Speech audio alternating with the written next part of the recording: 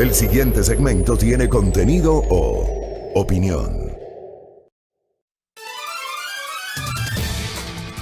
Muy bien, 6:30 en la mañana, cafecito para Silrada. Bueno, a mí me pasó el otro día en Zoom, estaba en el programa de la tarde e igualmente estaba hablando, creo que estaba más indignado que los hijos del yugo, ahí haciendo comentarios sobre algún tema y de pronto, ¡pum!, la cámara se fue hacia adelante. Así pasa cuando sucede, como se dice popularmente. Bueno, si uno no se ríe de estas cosas, pasen los programas en vivo, ¿no? Bueno, saludos cordiales, abrazos, bendiciones para todos en esta jornada de viernes. Cerramos el noveno mes, cerramos la primera semana del noveno mes.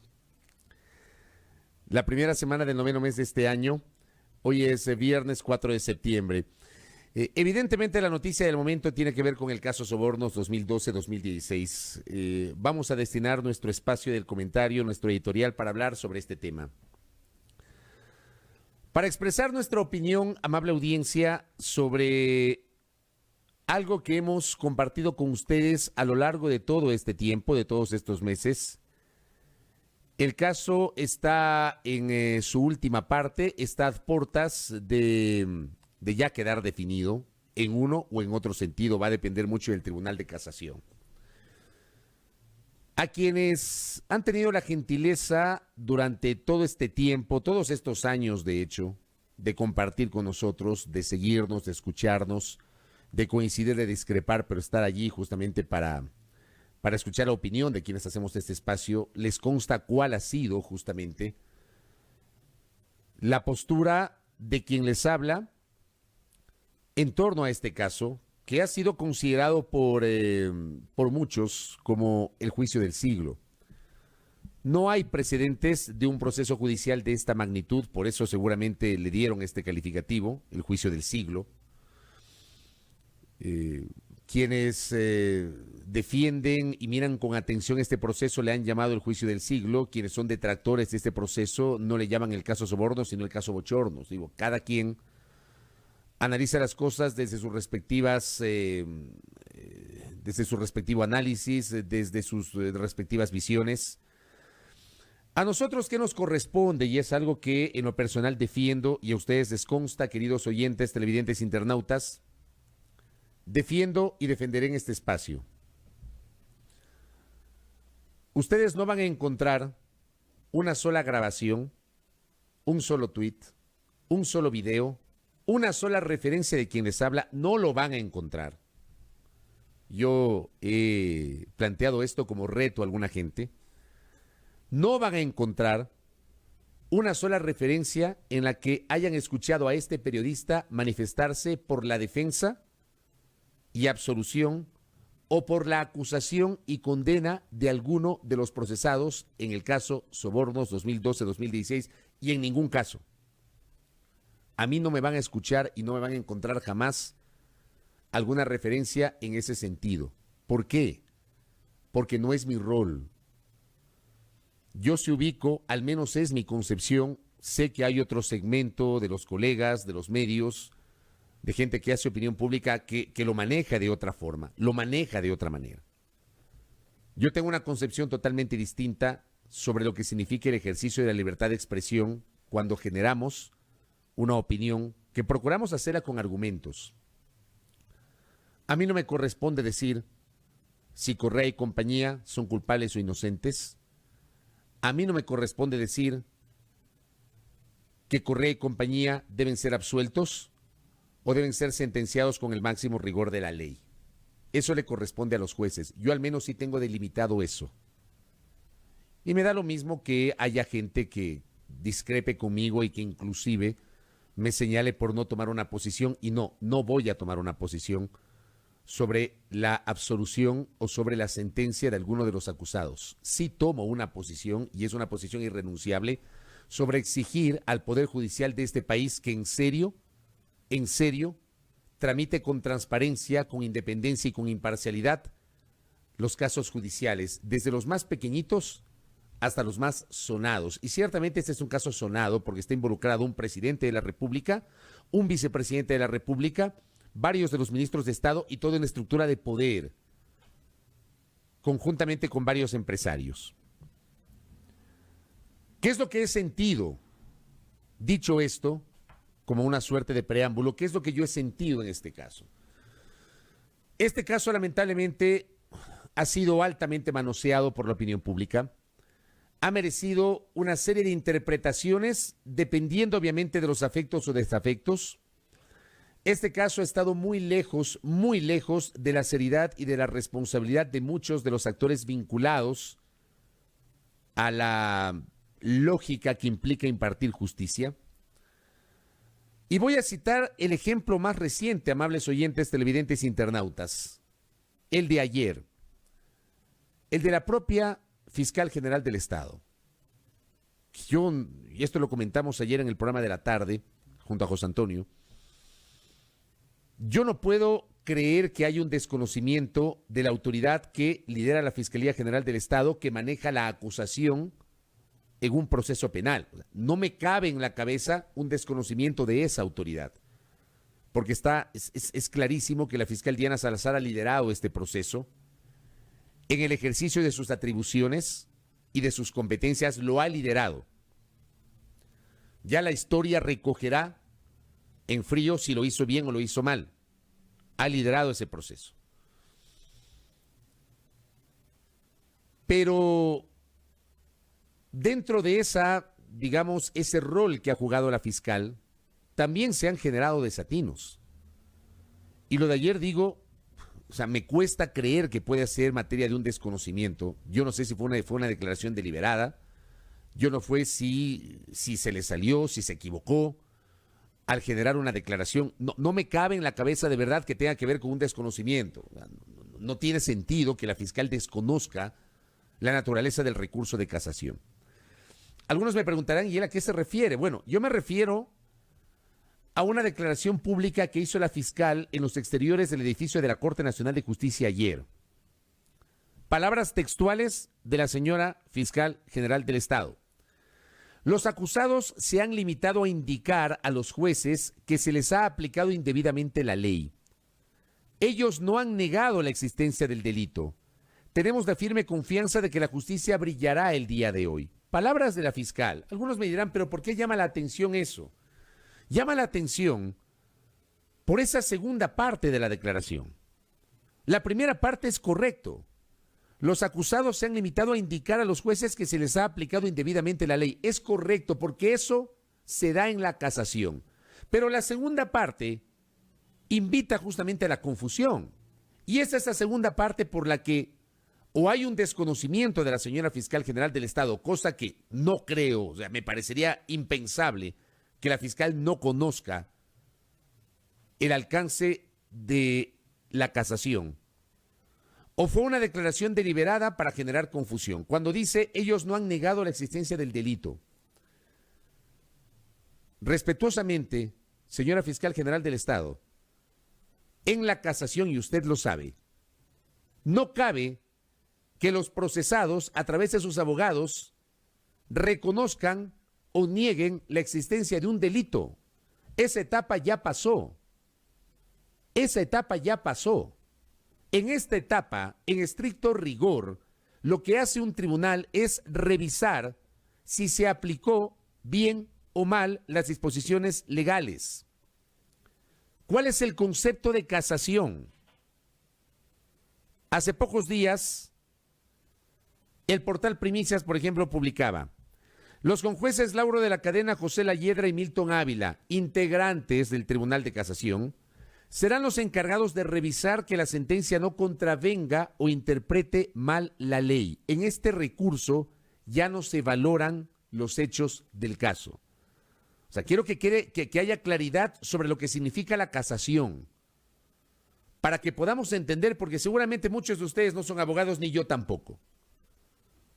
Pero digo, para quienes no hemos estudiado el derecho, por lo menos algo leemos, sobre todo para por lo menos pararnos frente a un micrófono y generar una opinión con algo de argumentos. En esta parte no se revisan pruebas, no se llama a declarar a nadie, no se escuchan testimonios, no se receptan pericias. Toda esa etapa ya pasó. En esta etapa lo que se hace es revisar por parte del Tribunal de Casación que la sentencia no contravenga o que haya el juez o el tribunal que sentenció interpretado mal lo que dice la norma jurídica. Esto publicaba el otro día Primicias. Si ustedes se limitan a googlear, que es lo más sencillo, googlear, como decimos popularmente, ponemos el buscador y escribimos casación y buscamos la definición de la casación. Nos encontramos con un concepto recontra básico. El concepto de casación se utiliza en el ámbito del derecho con referencia al acto y el resultado de anular o casar, porque habrán escuchado justamente esa palabra, casar con S y no de matrimonio. En el sentido de derogar o abolir. Para este caso, casar se utiliza en el sentido de derogar o abolir. Se llama Tribunal de Casación a aquel que trata posibles infracciones cometidas en fallos o falencias en los procesos vinculados a las pruebas o los hechos juzgados. También llamada Corte de Casación, este tribunal se encarga de resolver los recursos de casación que buscan la anulación de la sentencia. La pretensión de anular el fallo judicial se debe a una aplicación o una interpretación indebida de la ley o a que la resolución judicial deriva de un proceso que no haya respetado los requisitos legales. Creo que está claro qué significa la casación, ¿verdad? Me parece que con esta explicación ya entendemos lo que es la casación. En la casación no se revisan pruebas. La casación no llama a declarar a nadie. El Tribunal de Casación, los 3 conjueces que integran el Tribunal de la Casación, no llaman a declarar a nadie. No se convoca testigos, la Fiscalía tampoco convoca testigos, no se generan pericias, no se piden pruebas nuevas. Esa etapa ya pasó. Esa etapa finaliza justamente con la sentencia. En la casación lo que se hace es revisar la aplicación debida o indebida de la norma jurídica. Esa es la casación.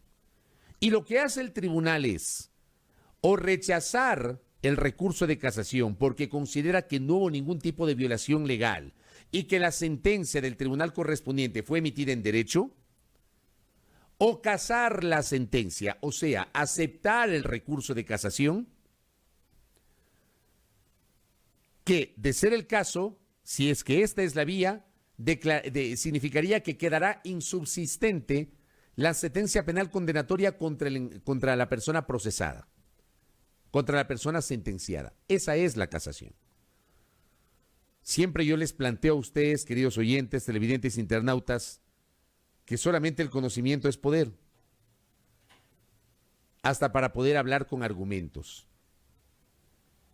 Y uno que no es abogado, por lo menos trata de revisar para argumentar lo que estoy diciendo. Que lo que estoy diciendo les va a decir cualquier abogado, independientemente del caso que conozca. Esa es la naturaleza de la casación. Dicho esto, ¿cómo se entiende que la señora fiscal general del Estado, que lidera la acusación, haga una declaración en donde dice que los abogados de los procesados no han negado la existencia del delito, pero si eso no cabe en esta etapa, esa etapa ya pasó, no cabe? Entonces, claro, esta declaración se hizo viral durante la jornada del día de ayer. Fue recogida por los medios porque es así corresponde, dentro del ejercicio del periodismo, y quedó allí flotando en el ambiente.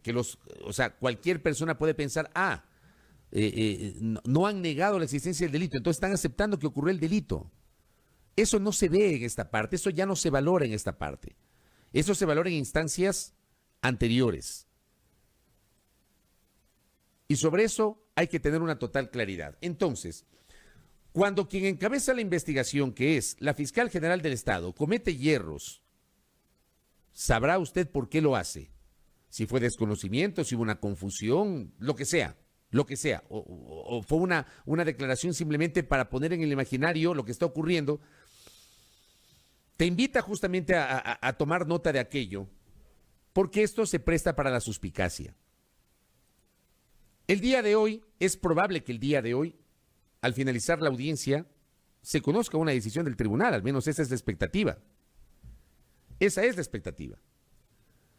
Entonces, partamos sobre lo que es el concepto de la casación. Una vez que pase la casación, si el Tribunal de Casación decide rechazar el recurso, la sentencia penal condenatoria quedará ejecutoriada.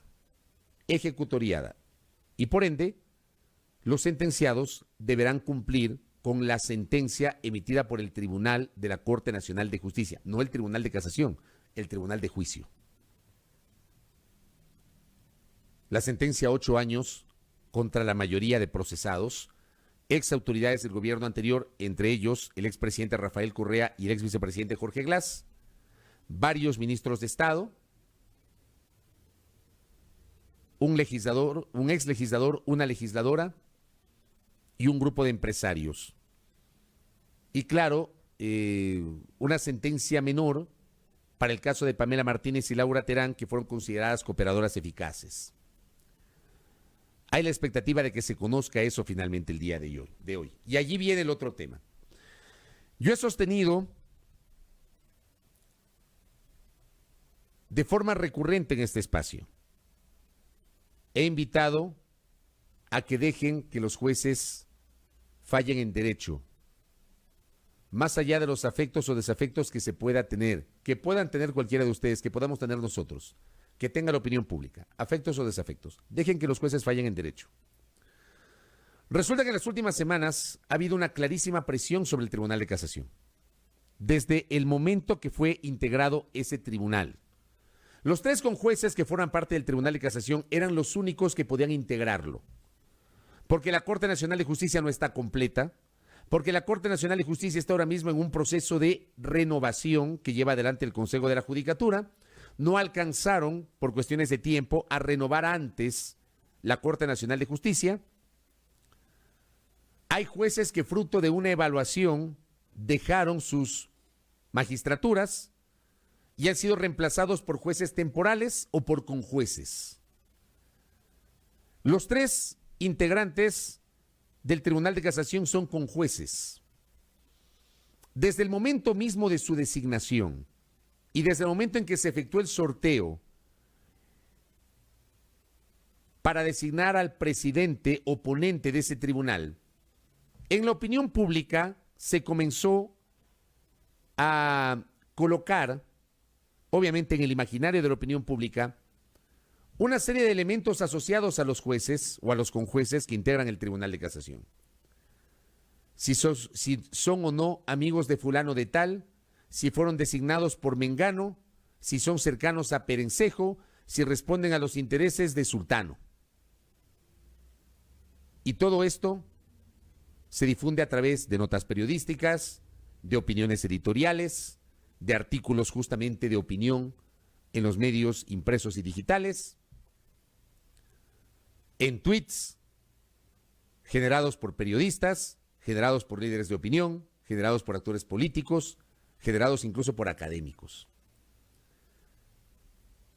La lógica imponía que se deje trabajar con tranquilidad al Tribunal de Casación, que permitan que ese tribunal, sin temor ni favor, frase que utiliza siempre la fiscal general del Estado, sin temor ni favor, ese tribunal pueda fallar en derecho. Yo pregunto, ese tribunal que ha estado sometido a una serie de presiones de la opinión pública en los últimos días y semanas, ¿habrá tenido o tendrá la tranquilidad para tomar una decisión independientemente de que nos guste o no nos guste? Porque está claro que la sociedad ecuatoriana, sea cual sea la decisión del Tribunal de Casación, va a haber un segmento que la acepte y que la aplauda, y va a haber otro segmento que no la acepte y que la rechace. Y en las últimas horas, antes de que se dé el fallo del Tribunal de Casación, incluso desde el ejercicio del periodismo, se han generado posturas y opiniones, incluso dejando entrever que supuestamente los jueces habrían estado siendo materia de ofrecimientos, de sobornos, de coimas, de plata. No sé cómo se puede probar eso. O sea, yo no me atrevería a escribir un tuit o a utilizar este micrófono para afirmar, ni siquiera para presumir, si no tengo una prueba, de que a un juez están ofreciendo un billete para que falle a favor o en contra de determinado proceso. En este caso, ha habido gente que muy suelta de huesos ha utilizado sus diferentes canales de difusión para decir abiertamente que tienen la presunción o que tienen información de que los jueces han sido sometidos a una presión económica para dar paso a la casación contra los procesados del caso Sobornos 2012-2016. Semejante presunción, cuando se es periodista, semejante presunción, amable audiencia, tiene que ir acompañada de un sustento, de un argumento. Que el periodismo tiene el derecho a dudar, por supuesto, es la naturaleza y la esencia del periodismo. Pero una cosa es la duda y otra cosa es presumir que se está cometiendo un delito, porque el soborno es un delito, el pretender coimar a un juez es un delito. Yo no puedo utilizar el micrófono y no me atrevería tampoco a utilizar mi cuenta de Twitter o cualquiera de mis canales de difusión para hacer una afirmación como esa sin tener un respaldo, sin tener una prueba que me permita justamente sustentar lo que estoy diciendo. En las últimas horas, por ejemplo, alguien había advertido que los jueces habrían cedido a las presiones y que iban a aceptar la casación.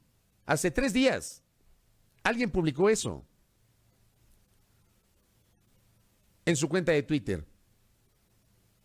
Y ayer, en cambio, ese mismo personaje dijo, finalmente los jueces no cedieron a las presiones y van a ratificar la casación. Primero, ¿cómo saben? No entiendo cómo saben. Esto más o menos se parece a lo que ocurrió la semana anterior en el caso del auto de llamamiento a juicio de la prefecta de Pichincha, del ex asambleísta Virgilio Hernández y del militante de la Revolución Ciudadana, Cristian González. A las 3 de la tarde ya habían posteado que los jueces habían decidido llamar a juicio, que el juez había decidido llamar a juicio. Cuando la decisión se tomó, me parece, a las 6 de la tarde o a las 7 de la noche, casi a las 7 de la noche. De hecho, la decisión, estábamos con José Antonio en el programa de la tarde, y en la parte final del programa ya conocimos la noticia y la difundimos una vez que había sido pues emitido el auto de llamamiento a juicio tras la audiencia preparatoria. Pero a las 3 de la tarde ya había gente que publicó que los jueces iban a pronunciar así. ¿Cómo saben? Estas personas que afirman que sobre los jueces del Tribunal de Casación, algunos afirmaron que ya les pagaron y que con eso se estaba asegurando de que el Tribunal de Casación iba a fallar a favor de los procesados. Y pocas horas antes dijeron, no sucumbieron. Entonces está asegurado que van a rechazar la casación. ¿Cómo saben? ¿Cómo saben? Y ponen en el imaginario de la opinión pública, porque mucha de esta gente tiene, digamos, varias de estas personas tienen muchos seguidores. Y de forma irresponsable se dedican a vender humo y a decir cualquier cosa, en una clara intención de presionar al Tribunal de Casación. La presión para el Tribunal de Casación tiene que ser relacionada con que su fallo debe responder a lo que dice el derecho. Y yo me quedo con la reflexión que ayer hizo Felipe Rodríguez, que yo sé que a muchos de ustedes que nos siguen, que nos escuchan cada mañana, el doctor Felipe Rodríguez probablemente no es santo de la devoción de muchos de ustedes. Yo lo sé, porque en el curso de la entrevista veía así medio de reojo algunos de los comentarios y sé perfectamente que no es santo de la devoción de muchos de ustedes. Pero no pueden negar el conocimiento del derecho que tiene el doctor Felipe Rodríguez, aunque puedan discrepar con él.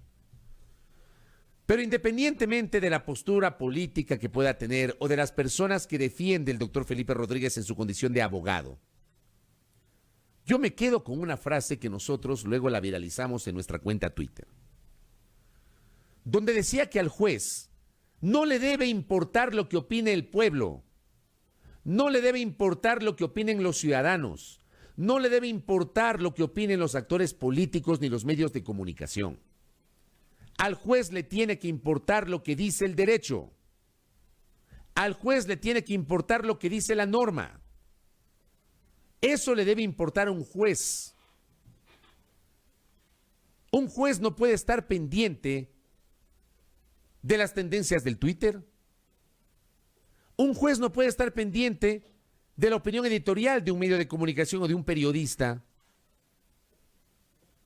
Un juez no puede estar pendiente de si la decisión que tome es popular o impopular. Un juez debe estar pendiente de lo que dice la norma jurídica y aplicar la norma jurídica en estricto rigor. Esa, para mí, es una posición irrenunciable y yo suscribo plenamente a las palabras de Felipe Rodríguez ayer. Y me sumo y me adhiero. Hago mías esas palabras. Porque reitero, a ustedes, muchos de ustedes que me siguen desde hace tiempo, les consta que esa es mi posición. Mi posición. Si mañana o pasado el Tribunal de Casación decide ratificar la sentencia contra Correa y compañía, que lo haga en derecho. Que no queden dudas sobre la transparencia de lo que algunos han denominado el juicio del siglo, por favor. Ojalá que se entienda lo que estoy diciendo. Ojalá que se comprenda lo que estoy señalando. A mí no me importa, y voy a ser absolutamente sincero y frontal en lo que estoy diciendo, a mí no me importa si el fallo judicial absuelve o ratifica la culpa o responsabilidad de un procesado. A mí lo que me importa, como comunicador y como ciudadano, y lo digo ejerciendo mi libertad de expresión, a mí lo que me importa es que se imparta una verdadera justicia. Que en el Ecuador sostengo, ratifico, para mí no existe una verdadera justicia. Y lo he dicho en varias ocasiones en este espacio. En el Ecuador hay selectividad, en el Ecuador hay, digamos, una postura de tomar decisiones con base en las coyunturas. La justicia en el Ecuador tiene sus sesgos, cuando eso en estricto rigor no debería ocurrir. El problema es el sistema de justicia, amables oyentes, televidentes e internautas. El problema es la estructura que tenemos en la administración de justicia. El problema es que las leyes a lo largo del tiempo las han estirado a conveniencia. El problema es que la justicia siempre, no hoy, siempre ha respondido al poder político de turno. El problema es que la justicia no cambió después de la constituyente de Montecristi, la justicia no cambió después de la constituyente de Sangolquí, la justicia siempre ha sido el botín preferido, el botín buscado, el botín apetecido por el poder político de este país. Y la justicia a lo largo del tiempo ha sucumbido a la coyuntura del poder político de turno. Pasa hoy, pasó ayer, y estoy seguro que volverá a pasar mañana porque yo no veo ningún propósito de cambio. A mí no me vengan a decir que las cosas cambiaron para mejorar. Las cosas cambiaron para seguir iguales o para empeorar. No me digan a mí que las cosas cambiaron para mejorar. Porque no es verdad. Las cosas no cambiaron para mejorar. No cambiaron. Y no puede ser posible que sobre este caso, en particular, a diferencia de otros, lo hayan tramitado con una agilidad y una velocidad impresionante. Si ustedes ponen, por ejemplo, en el buscador la palabra casación, o van buscando, ¿no? Casos o juicios sobre los cuales está pendiente la casación. Les voy a contar algo que es increíble. Sí saben que el juicio penal, a través del cual se sentenció a 8 años de prisión por peculado al expresidente Yamil Maguad, ojo, por un supuesto delito cometido en el año 99 vinculado al feriado bancario y a los congelamientos de los depósitos, que fue una causa que lideró el jurista Víctor Granda Aguilar.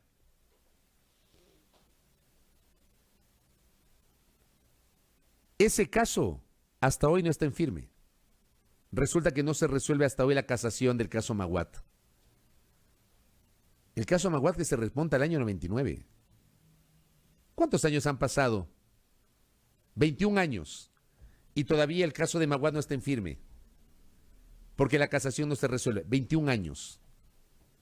En cambio, en este caso, pero lo hicieron con una agilidad que ya quisieran todos los procesados de otros casos, ¿no? Ya quisieran.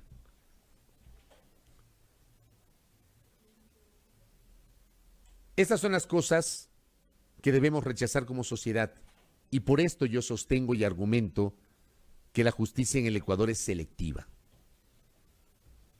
Para unos sí, con una agilidad impresionante. Entonces, claro, se generan las suspicacias, se generan las presunciones, que los tiempos judiciales los quieren combinar con los tiempos políticos, que los tiempos judiciales los quieren combinar con los tiempos preelectorales, entonces combinan eso. Ni siquiera saben cuidar las formas en algunos casos. Termina siendo decepcionante lo que está pasando.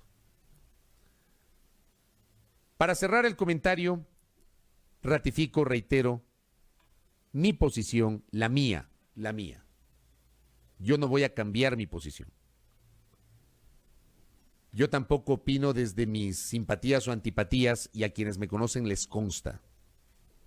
Yo no opino desde mis simpatías o antipatías. Yo tampoco tengo odio en mi corazón.